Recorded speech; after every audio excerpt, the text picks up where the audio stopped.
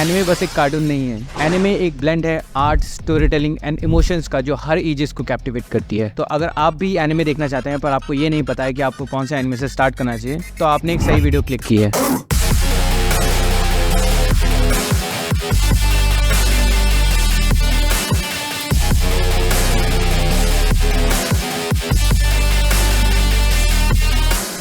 मैंने इन सारे anime series को देखने में सालों लगा दिए एंड इसीलिए I have selected these recommendations based on it's unique story line. तो आज इस वीडियो में मैं शेयर करूंगा मेरी top 10 anime series of all time की, जो कि परफेक्ट है अगर आपने इससे पहले एनिमे नहीं देखा है तो। और साथ ही साथ मैं आपको ये भी बताऊंगा कि आपको आपके टेस्ट के हिसाब से कौन सा एनिमे देखना चाहिए। ये कोई रैंकिंग लिस्ट नहीं है क्योंकि ये सारी series one of its kind है और इनको रैंक करना इम्पॉसिबल है। ट्रस्ट मी, अगर आपने ये सीरीज की कोई भी रिकमेंडेशन देख लेना, you want regret watching them.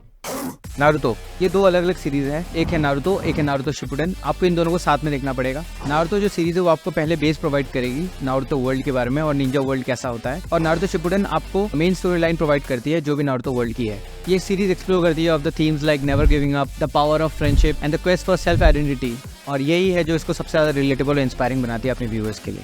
Villains, जब भी आप ये सुनते हो तो आपको सबसे पहला थॉट क्या आता है? Evil, right? लेकिन नारुतो एक ऐसा एनिमे है जिसके अंदर जो विलेंस हैं वो उन विलेंस को आप हेट नहीं कर पाओगे, क्योंकि वो विलेंस का जो अल्टीमेट गोल है वही पीस पाना है। अगर आप एक कम्प्लीटली न्यू व्यूअर हो, आप एनिमे देखना चाहते हो, तो डेफिनेटली नारुतो एक परफेक्ट स्टार्ट है आप सबके लिए। ये सीरीज आपको नेटफ्लिक्स और क्रंची रोल पे देखने को मिल जाएगी। डीमन स्लेयर, इसका जो एनिमेशन स्टाइल है वो बहुत ही ज़्यादा रेयरली देखने को मिलता है एनिमे जॉनर में, क्योंकि इसका एनिमेशन बहुत ज़्यादा डिटेल्स पे फोकस्ड है। साथ ही साथ इसकी स्टोरी बहुत ज़्यादा यूनिक और बहुत ज़्यादा एंगेजिंग है। ये शो अपने इमोशनल डेप्थ में भी बहुत ज़्यादा एक्सेल करती है। स्पेशली तांजीरो और नेजुको, जो दो भाई बहन है इस स्टोरी में जो बताए गए हैं स्टार्टिंग से, इन दोनों के बीच का रिलेशनशिप और बॉन्ड के बारे में आपको बहुत ही ज़्यादा इमोशनली कनेक्ट करती है ये सीरीज। इसकी स्टोरी तांजीरो के बारे में है जो कि अपने फैमिली को खो देता है एक डीमन के हाथों, और ये सीरीज इसी के बारे में है कैसे वो एक बहुत बड़ा डीमन स्लेयर बनता है और अपनी फैमिली को एवेज करने के लिए आगे बढ़ता है अपनी स्टोरी में। ये बहुत ही ज़्यादा एंगेजिंग एंड मस्ट वॉच है, आपको डेफिनेटली देखनी है डीमन स्लेयर। डीमन स्लेयर आपको नेटफ्लिक्स और क्रंची रोल पे देखने को मिल जाएगी।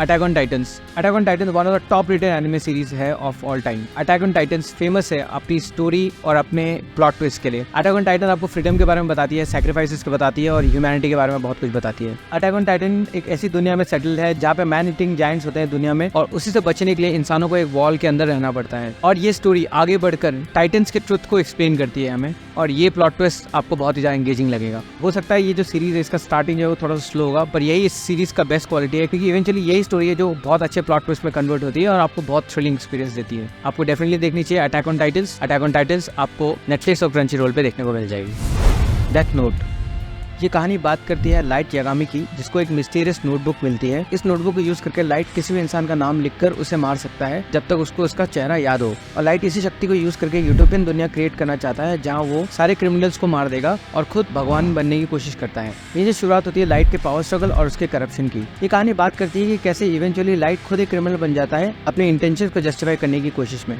डेथ नोट एक बहुत ही साइकोलॉजिकल एंड डार्क एनिमे है जिसकी स्टोरी बहुत ही क्रिस्प और अनप्रेडिक्टेबल है। ये कहानी अपने व्यूअर्स को कॉन्स्टेंटली क्वेश्चन करने को मजबूर करती है बिटवीन राइट एंड रॉन्ग। अगर आप उनमें से वो जो फाइट्स एंड बैटल्स पर बेस्ड स्टोरीज से हटकर एक थॉट प्रोवोकिंग एनिमे देखना चाहते हैं तो आपको डेफिनेटली डेथ नोट देखनी चाहिए। मैं ये सीरीज आपको पर्सनली रेकमेंड करना चाहूंगा। द डेथ नोट आपको नेटफ्लिक्स पे देखने को मिल जाएगी। वन पीस, अगर आप एक pirates of the Caribbean fan हैं तो आपको वन पीस जरूर पसंद आएगी। ये स्टोरी बात करती है मंकी डी लूफी के बारे में, जो कि एक डेविल फ्रूट कंज्यूम कर लेता है और उसके अंदर इलास्टिक मैन की पावर्स आ जाती हैं और अपने बॉडी पार्ट्स को स्ट्रेच कर सकता है। और ये जो प्रोटैगनिस्ट है स्टोरी का, वो वन पीस एक ट्रेजर उसको हासिल करना चाहता है जिसकी वजह से वो पायरेट्स का किंग बन सकता है। ये स्टोरी आपको मंकी डी लूफी एंड उनके फ्रेंड्स की एडवेंचरस जर्नी के बारे में बताती है। आपको डेफिनेटली देखनी चाहिए वन पीस। वन पीस भी आपको नेटफ्लिक्स और क्रंची रोल पे देखने को मिल जाएगी। इसके बाद है हाईक्यू। हाईक्यू एक स्पोर्ट्स एनिमे सीरीज है। इस सीरीज का जो पोर्ट्रेयल ऑफ वॉलीबॉल है वो बहुत ही ज्यादा रियलिस्टिक है, अपने व्यूअर्स को बहुत ही ज्यादा सरियल एक्सपीरियंस देती है। ये सीरीज कैप्चर करती है the spirit of competition, team work and personal growth. और कैसे ये सीरीज सिर्फ एक स्पोर्ट्स फैन के लिए नहीं है बट किसी भी ऐसे इंसान के लिए जिसने अपनी लाइफ में कोई भी एक सपना देखा हो। तो अगर आपको एक अच्छी स्पोर्ट्स एनिमे सीरीज देखनी है तो आपको हाईक्यू डेफिनेटली देखनी चाहिए। हाईक्यू आपको नेटफ्लिक्स और क्रंची रोल पे देखने को मिल जाएगी। नेक्स्ट है जुजुत्सु काइसेन। जुजुत्सु काइसेन की बेस्ट क्वालिटी भी इसका एनिमेशन स्टाइल है, इसके क्रेजी फाइट सीन्स और बैटल सीन्स हैं और इसका कैरेक्टर डेवलपमेंट है। जुजुत्सु काइसेन की स्टोरी कर्सेस एंड सॉर्सरर्स के बारे में है। इस सीरीज का जो डार्क फैंटेसी है वो एक परफेक्ट ब्लेंड है इंटेंस बैटल, हॉरर एलिमेंट्स और यूनिक मैजिक सिस्टम का।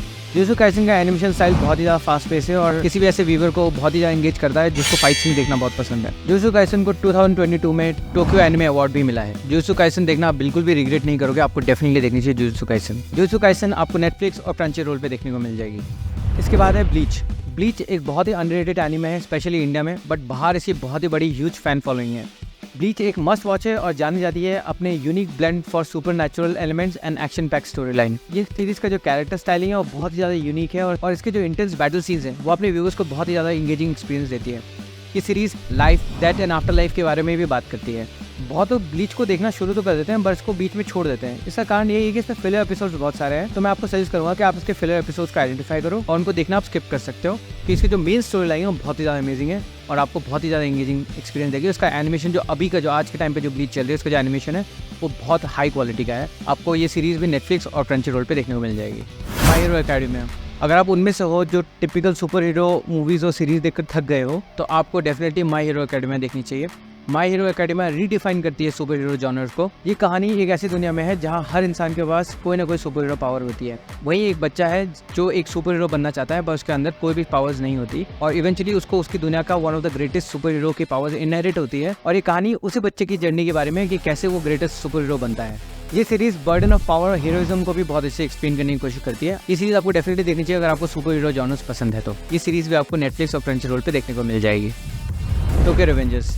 टोक्यो रिवेंजर्स एक टाइम ट्रैवलिंग एनिमे है। इस सीरीज का जो प्रोटैगनिस्ट है उसे इवेंचुअली पता चलता है उसके पास टाइम ट्रैवल की एबिलिटी है और वो टाइम ट्रैवल करता है एक इंसिडेंट को रोकने के लिए, और वो इंसिडेंट होता है उसकी गर्लफ्रेंड की डेथ और कैसे एक गैंग रिस्पॉन्सिबल होती है उसकी गर्लफ्रेंड की ट्रैजिक डेथ के लिए और उसका यही पर्पस होता है लाइफ का कि वो टाइम में पीछे जाए और इस गैंग को इन्फिल्ट्रेट करके इस ट्रैजिक इंसिडेंट को होने से रोके। टोक्यो रिवेंजर्स एक यूनिक ब्लेंड है टाइम ट्रैवल और गैंग वॉरफेयर का। इसकी स्टोरी बहुत ही ज्यादा अनप्रेडिक्टेबल है और बहुत सारे ट्विस्ट से भरी हुई है। तो अगर आपको एक अच्छी टाइम ट्रैवल एनिमे देखनी है तो आप टोक्यो रिवेंजर्स देखना प्रेफर कर सकते हैं।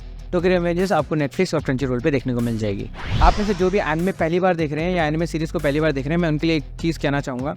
एनिमे बहुत लोग देखना शुरू करते हैं पर उसको कंप्लीट नहीं करते क्योंकि एनिमे में पहले तो बहुत सारे एपिसोड्स होते हैं और उसका जो सेकंड डाउनसाइड ये होता है कि उसमें बहुत सारे फिलर एपिसोड्स होते हैं। तो इस सीरीज में मैंने जो भी एनिमे की बात करी, आप उनमें से अगर कोई भी एनिमे देख रहे हो तो आप पहले प्लीज उन एनिमे सीरीज के फिलर एपिसोड्स के बारे में रिसर्च करो और उनको आप स्किप कर सकते हो देखना, क्योंकि उनका स्टोरी से ज़्यादा कुछ लेना देना नहीं होता है बट वो आपका टाइम वेस्ट करती है। तो इवेंचुअली इसीलिए ये हेक्टिक हो जाता है सारे एपिसोड्स को देखना। तो आप फिलर एपिसोड को स्किप करके ही कोई एनिमे सीरीज देखिए क्योंकि इससे आपका टाइम बचेगा। अगर आपको ऐसा लगता है कि मैंने इस लिस्ट में कोई ऐसी एनिमे है जो आपको पसंद है पर मैंने इस लिस्ट में इंक्लूड नहीं करी है, मैं आपको अर्ज करूंगा कि आप प्लीज उस एनिमे सीरीज का नाम कमेंट कीजिए और मुझे ये भी बताइए कि आपको एनिमे सीरीज क्यों पसंद है और उसका आपका फेवरेट कैरेक्टर कौन सा है। और आपको इस तरह के रिकमेंडेशन और ज्यादा पसंद है तो आप मेरे ये वाले वीडियोस भी चेकआउट कर सकते हो। Until then see you in the next one.